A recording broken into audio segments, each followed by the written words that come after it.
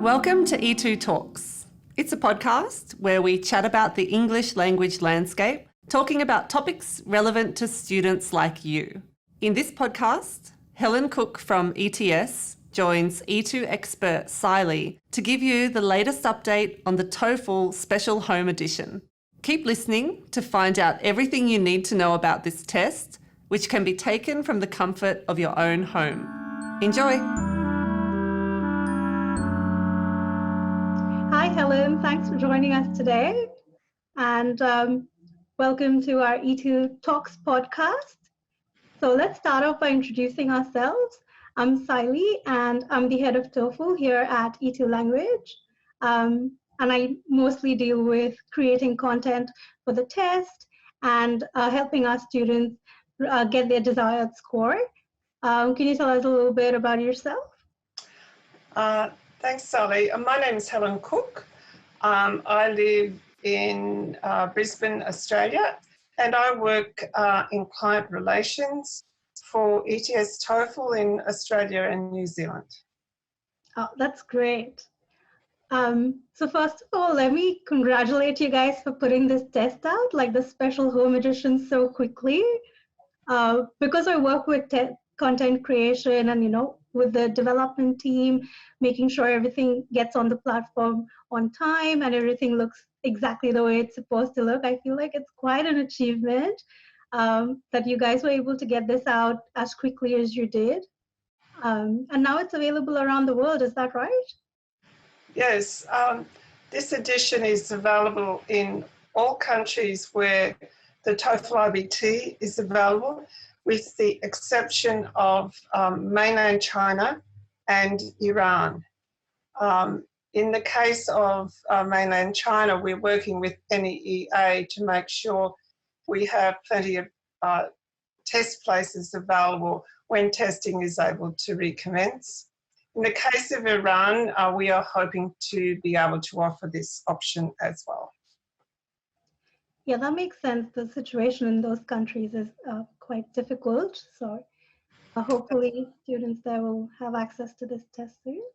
Mm-hmm. Maybe we should start off by telling them what the TOEFL Special Home Edition is. Okay, so the TOEFL Special Home Edition is exactly the same TOEFL IBT test as is offered in test centres, but it uses remote proctoring, which is a high-touch, real-time proctoring of the test so that the test taker has security measures around them while they're taking the test at home. Okay, so you said it's the same test. Does that mean that there are no changes being made to the test? That's right. So it's identical in format, in content, and even the test experience. So it's the same valid, reliable test which institutions recognise around the world.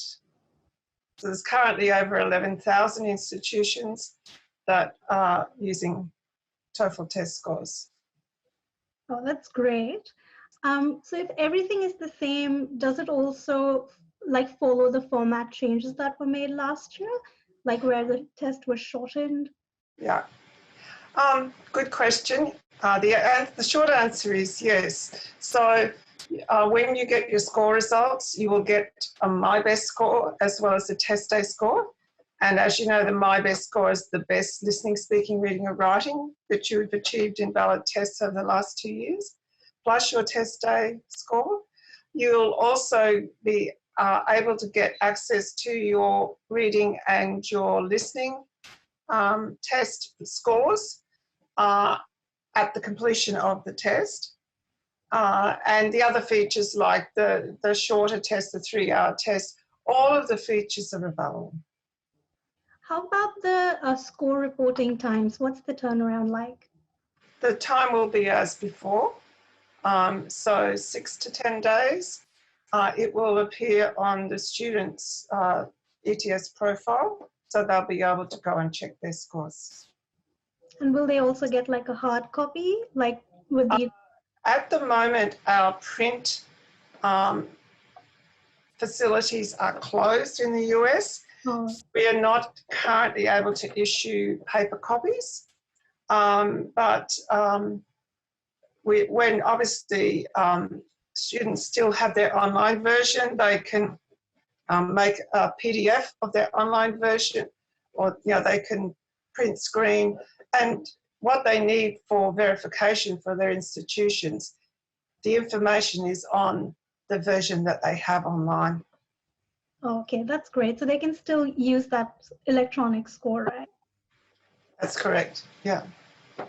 That's great. So how, like, because students will be taking this test at home, Yeah. I feel like that raises some questions about test security. So how have you guys managed that? Yes, test security is a very important aspect because test takers want to be able to trust their scores. Institutions want to be able to trust their scores. And of course, we wish to maintain our reputation for secure testing as well. So there's a whole range of requirements that students must meet, especially in terms of the technology they're using, the environment in which they're undertaking the test. But the main thing is it's a combination in terms of security, a combination also of live proctoring and for the whole test, and the use of artificial intelligence tools. So ProctorU, which is doing the proctoring, is a very experienced online proctoring company. And so, from undertaking proctoring for more than 5 million students already, they have some good ideas about how people might like to try to get their own advantage when they shouldn't. So they've developed very sophisticated biometrics. For example, if you look on their website, they talk about keystroke biometrics. I had never heard of this. Apparently, you and I and everyone else has individual keystroke biometrics that are not the same as anyone else. So I thought that was really interesting. And they have a range of other tools that have been developed to ensure security. And the whole of the test is videotaped as well. That's really interesting, especially the artificial intelligence bit. I didn't know that either. No, it's quite an interesting area of development that's become very important more recently. Yeah. Yeah, definitely. I remember I attended this webinar that you did last week, and I remember you talked about eye movement tracking thing as well. Like they track your eye movements to see if you're trying to cheat. Yes, they do gaze tracking. That's correct.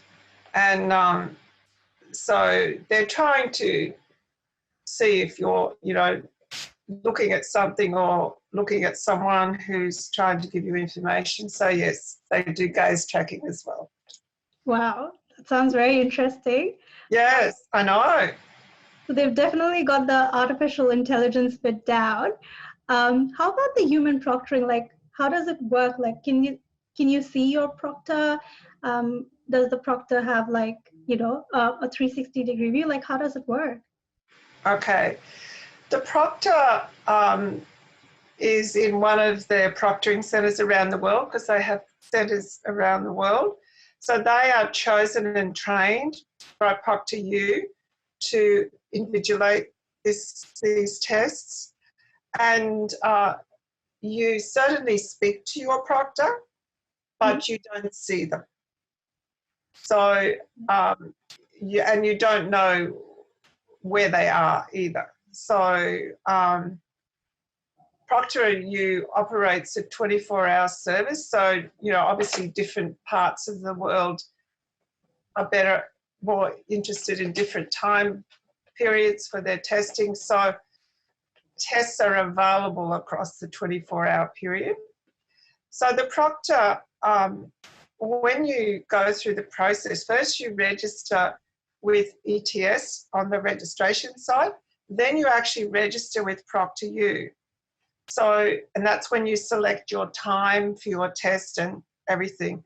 And so ProctorU also can see what you can access on your screen. They have accesses from their system to ensure everything's closed down and there's no one's trying to open, some program that they shouldn't or something like that.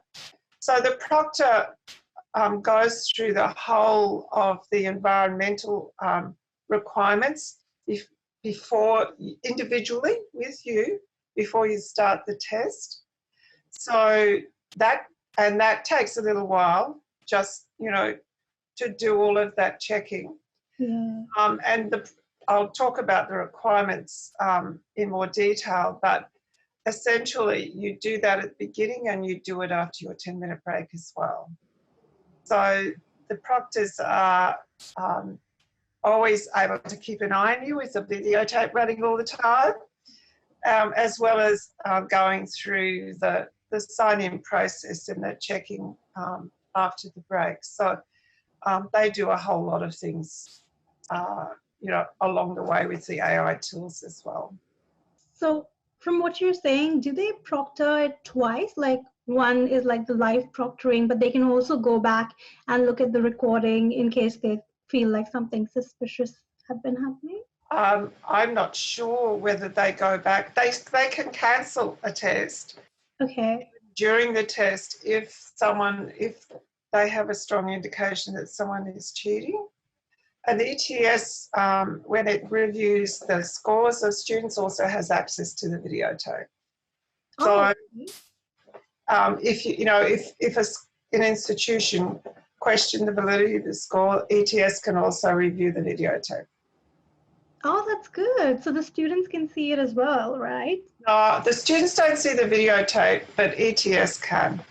Oh, so they can send it to the institution. Yeah. Right. You spoke about the break. So will they be recorded during the break as well, or does the recording stop and then you come and you do the sign-in process again? You only get 10 minutes for the break, so it's really important to come back on time. So it is part of the test, and you do, as I said, you do have to go through checking processes again before you start your speaking and writing sections. So you are still allowed a break, however. And obviously there are various little rules around that, but you are still allowed to, go and get a drink and go to the restroom or whatever in that time. Yeah, that's important because it's it must take quite a while to get through the test, right? Because the test itself is 3 hours, and then the signing in process, the break, all of that. And I think it's important for a test taker to understand the process. There's a website a student website that goes through the 5 steps and provides quite a lot of detail. For example, we don't encourage you to register for a test until you've actually checked that you've got the minimum technical specifications. We don't want someone to go through all that process and then discover that they didn't meet their computer didn't meet the technical specifications. So there, as you say, there are a number of steps to take, but the website covers, the main process, and so students can familiarise themselves with what to expect. So when you start the test, your starting time is actually your sign-in time, and when you've done the sign-in, then you actually start the test, because everybody starts the test individually. Right. And sorry, I forgot to mention, so it's one-on-one proctoring, right? It's not like one proctor is proctoring like a whole class or anything. They may have a few people, they won't have a whole class. Oh, so one proctor can be proctoring more than one person? Yes, that's correct, but the numbers are very small. Right. Oh, that's interesting. And what happens if, the student suddenly loses their connection during the 10-minute break, or they're late because of internet problems? Okay, so once they have commenced the test, if the break is really short, like can be reconnected straight away, they're allowed to continue. But if it's prolonged, then that becomes a security issue. So the test will be cancelled, or they won't be able to continue, but they can reschedule at no extra fee if they have an internet outage during their proctored test. So they can go back and retest without having to pay for a second test. Oh, that's great. So will they have to do all the sections? Because we have our timed mini mock test on our platform for students to prepare. And the way we've programmed it is that if they are kicked out while they're doing the speaking section, then they get to do the speaking section again. But if they've already finished and submitted the reading and listening section, they don't really have to do the whole test again. Is it different? Yeah, I suspect they will have to do the whole test again. Oh, okay. So you have to be very careful. So how do you guys check if they have all the requirements? What are some of the requirements, some technical requirements that students should be aware of? Yeah, the requirements are quite detailed. So I will go through them for you. As I said, some of this information is available on the website. So firstly, they have to be in a country that we're offering the test. So unfortunately at the moment, if you were in Iran and that's where your testing computer was located, you would not be able to sign in to the test. So that's the first thing, I guess. Second thing is the computer requirements. Mm-hmm. So at the moment, you need to have a PC with Windows. So no. I'm working on the Mac version, but that hasn't been released yet. And you need a computer with a microphone and a speaker that's built in, or you can have an external speaker, but we don't use headphones or headsets of any sort. Also, with the camera, which is obviously necessary, you can either have a camera that's built into your laptop, or you can have a webcam that sits on the top. So you need to be able to show the environment to the proctor. They need to see. You have to have, in terms of where you're sitting, you have to be in a room by yourself. Mm-hmm. You can't be in a room with other people. You can't be in a public space. You have to be alone. So there can't be anybody else there or coming and asking you questions or something. You must be at a table or desk as well. So you can't use a tablet or a phone, okay? So you've got to have a laptop, you've got to have a desk, and you have to have a standard chair. So no lying in bean bags. You have to actually be able to sit at a desk, show that there is nothing, on the desk or table, nothing, not walls covered with messages and all those sorts of things. And you're not allowed food and drink during the test, which is standard for all test centres. So other things perhaps you need to think about is your appearance. So Yes. the photo is going to appear on your test record like forever. Please don't wear your pajamas. I think Jay and I had a conversation about this. So Yeah. will the proctor be like, okay, you can't take the test because you're in your PJs, or is it like, it's not quite a requirement, but it's a suggestion? Well, we certainly tell them that they should be dressed appropriately because they're going to be videoed and have photos taken, and they're going to have to live with it.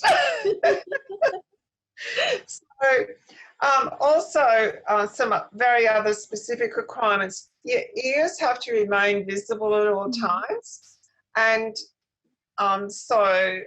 even you can wear religious head covering, but still you need your ears to be visible. And remember, we're not using headphones. Right. So the other thing is you can't wear things like watches and big, hair clips and things. They are potential security issues as well. So you need to be dressed appropriately, but no jewelry and watches and things. So that's typical of any test environment. No sunglasses, for example. no other accessories. And as I say, all of the environment will be checked by the proctor actually before you even commence. So, one other point which is important is note-taking. Note-taking is really important in the test, and you can either use a small whiteboard with an erasable marker, or you can use, the plastic sleeves we can put sheets of paper in. Right. You can write on the plastic with an erasable marker and have a clean sheet inside so you can see it.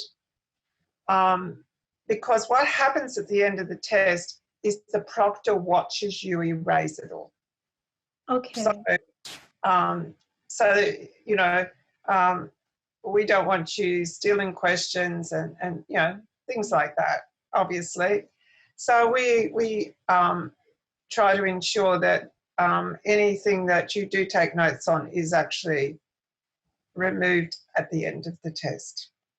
So can the student have like multiple sheets of paper with the protector, or does it have to be just one single sheet? Well, I actually did acceptance testing. I had more than one, and I wasn't stopped, but I had to show what I had. And so I think that the proctors do certainly check what you've got with you. And do you have to erase the notes at the end of a particular section or at the end of the test? At the end of the test. Okay. Yeah. All of that is really interesting. And yes, I think it's very important for students to know about the religious head covering because they are going to be videotaped, like there's going to be like a video recording. I remember reading on the website that you can't really take this test from a public place. But what if somebody doesn't really have like, a study in their house?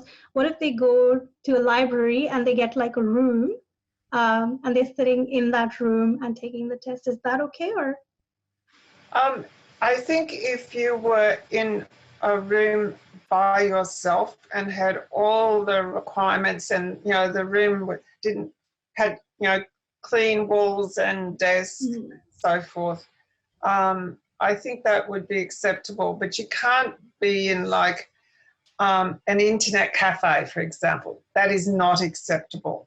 okay. So, yeah, you have to have a private space that only you are there doing work. So, so you can shut the door and shut other noise out and, distractions and so forth. Okay, that's good to know. And how about some of the other things that ETS is doing to meet student needs in this difficult time, because it's really hard for students to sort of go to test centers and a lot of the tests have been canceled. What if students have already paid for a test? Like, can they switch over to this version? Okay, so yes, there aren't many test centres available at the moment. There are still a few in some countries that are operating, and certainly they're operating within revised procedures so that, we're ensuring the safety of the staff as well as the test takers. Additional cleaning, you can wear your face mask except when you're signing in and when you're doing your speaking, if you're at a test centre. So those things have been put in place. It is certainly possible to reschedule, and there's no rescheduling fee. Oh, that's great. So, yeah. So, the price is the same as well as you would if you were taking it at a test centre. You can use test vouchers. If you have purchased a voucher, you can use a test voucher. So in terms of rescheduling, if you already have a scheduled test date, you might need to call customer service to get at ETS, and the information that's on the website, to get them to release the money so you can test at home. If you're in a country where there is still testing and remote proctored tests are offered, if you don't feel comfortable going to the test centre, you can still do it at home. So in those countries where testing is operating and where this is available, you can do either. So we will move the money. You don't have to lose the money. There's no rescheduling fees. And it is even possible, once you've booked a test with ProctorU, if something happens that you need to change it, there are constraints, but it is possible to also change that. It's good to know that ETS is really, making efforts, because I feel like a lot of other test students are just, left in limbo. They don't know what to do. It's certainly been a very big project for us, and we know that it won't be able to suit everybody, for technical reasons, environmental reasons. We also are still working on the needs of people with special needs, accommodations, test accommodations. We are working on that at the moment as well. But from our perspective, we are trying to contribute what we can do for both test takers and institutions while this pandemic is overtaking us and our normal lives. So we have tried to work very fast to definitely, I'd say so. secure this solution. And there's also a lot of TOEFL prep material online that, and I would definitely suggest that students go to the website to look at the process for the Special Home Edition, so they see what's expected. I mean, when their scores arrive at their institution, everything will be almost the same as what they saw before. One thing I forgot to mention is they take your photo and they compare your test day photo through facial recognition with the photo on your approved ID document. So and there's facial recognition checks going on during the test as well. So when the college or university gets the score, they will get it in the same way as usual on an online version. You will have the test day photo, hopefully not in your pajamas. It will have, the test score, the test day score, the My Best score. The only difference will be that the test score user will be able to see that it was a remote proctored test. There will be a code. So people will see a code on their test report. There is always a code for the test centre. It's usually, but not always, an STN code.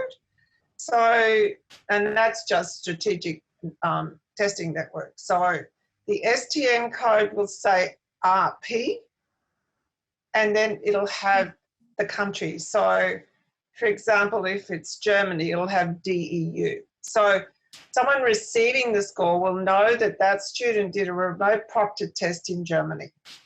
Oh, That's the only difference that institutions will notice. And as I said, they can ask for reviews of scores and all the other things that they now do. Test takers might be interested to know that on that screen already there is 1 minute of one of their speaking questions. So institutions have been able to listen to their speaking already, and that will continue. So basically all of those processes are in place. And so in terms of the test takers, this edition of the test, you know, they can prepare as they would for the usual standard TOEFL IBT test. They can do the test, they can get the scores. It's just the remote proctoring that's different. right. So talking about institutions, do we know which institutions are accepting the test, this edition? It is a bit early to tell. I did, for Australia and New Zealand, I did webinars just last week. Mm-hmm. Global webinars going on. They have been going on probably for 10 days now, and more are coming next week. So we are still in the information phase of advising institutions so they can make an informed decision. Mm-hmm. Our feedback so far is very positive from institutions, and certainly those who did some of the early webinars, you can now see that they have put a message on their website. So I'll be asking universities in Australia and colleges in Australia and New Zealand to put a note on their website. We are not aware of any institutions who are refusing, but you know, it is their decision and they need to review the information, and particularly around the security of the test. Mm-hmm.